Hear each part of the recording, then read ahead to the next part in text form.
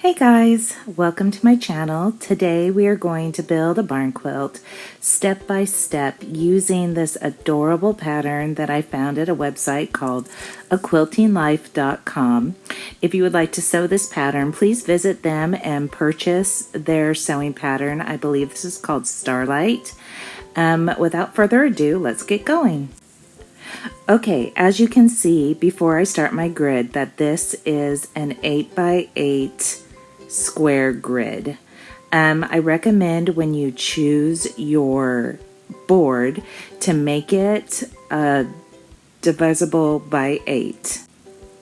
Whether it's MDO, MDF, plywood, or planks, this is going to be a super fun project. So let's go ahead and get started.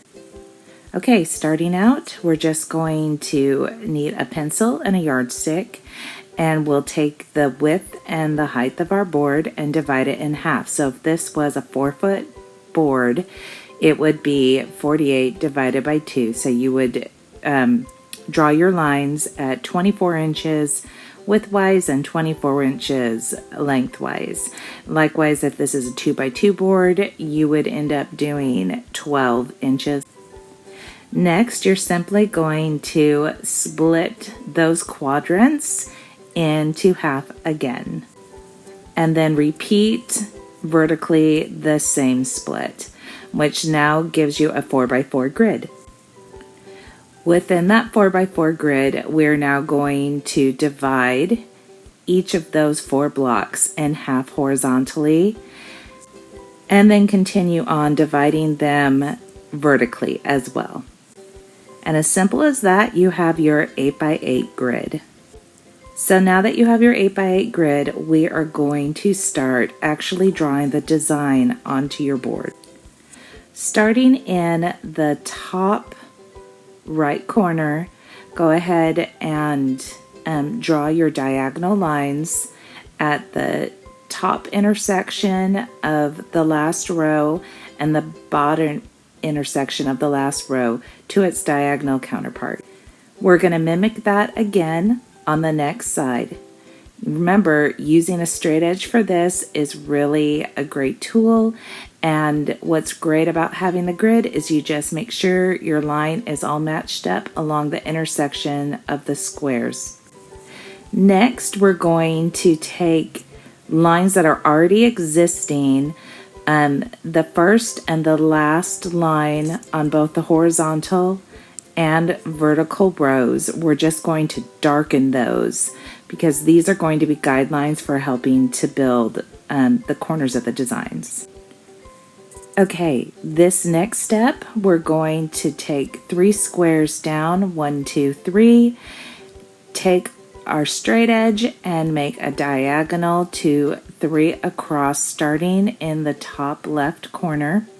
And we're going to do the same all the way around the square, making 4 diagonals in the corners as we go. On this step, we're going to start in the middle, 1 row down, and we're going to just go to the inside row on each side, making a diamond shape. Next, we're going to make a bit of a tic-tac-toe board within that diamond shape, which is going to help build the structure of our inside star. This step is a little bit trickier just because there's so many places that we're putting little lines, but we need to complete darkening the lines to continue to make our design. So following this pattern, go ahead and place as shown. This step is completing the wedges on our inside star. Start in 1/4 and work your way darkening the lines along the way so that you can have a more defined shape. And lastly, we're going to define where the splits are. On the very inside, we're going to make a plus mark, which is going to help to show us where to tape off shortly.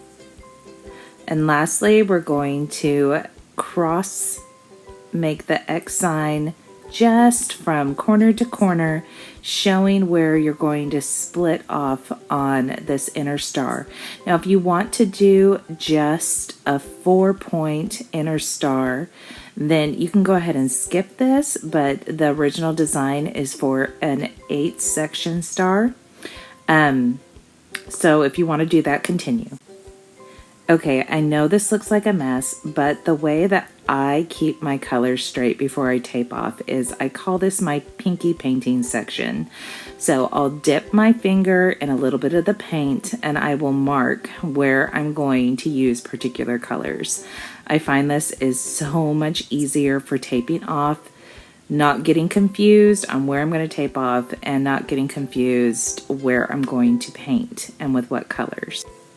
This is the first taping diagram. I recommend not taping items that are right next to each other if you can avoid it. It will help to make it a little bit easier to remove the tape, and also just make it easier to apply the tape as well. I always recommend the green frog tape, which you can pretty much get at any home improvement store. It works fantastic.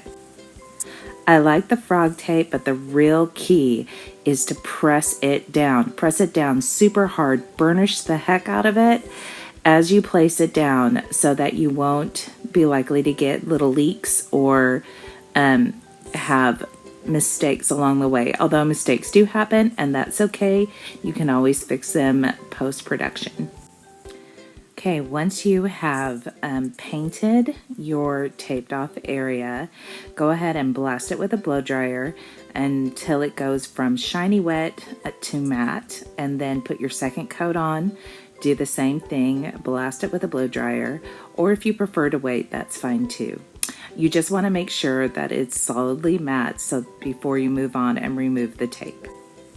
Now that you're ready to tape your second step, do the same thing as step 1. Go ahead and paint, dry it, whether you're impatient like me or you want to wait, that's just fine.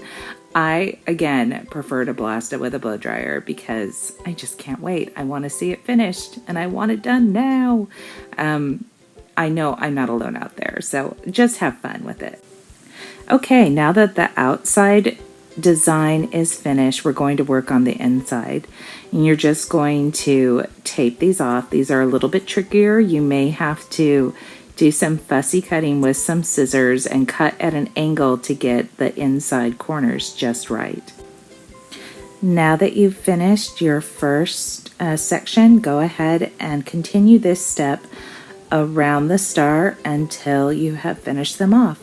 Don't forget, every layer needs to be nice and dry before you pull that tape away.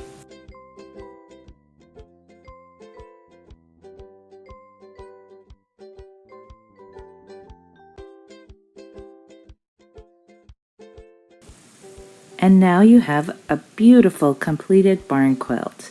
I hope you had fun. If you enjoyed this, please like my channel and subscribe, and I will make more in the future. Have a great day. Bye-bye.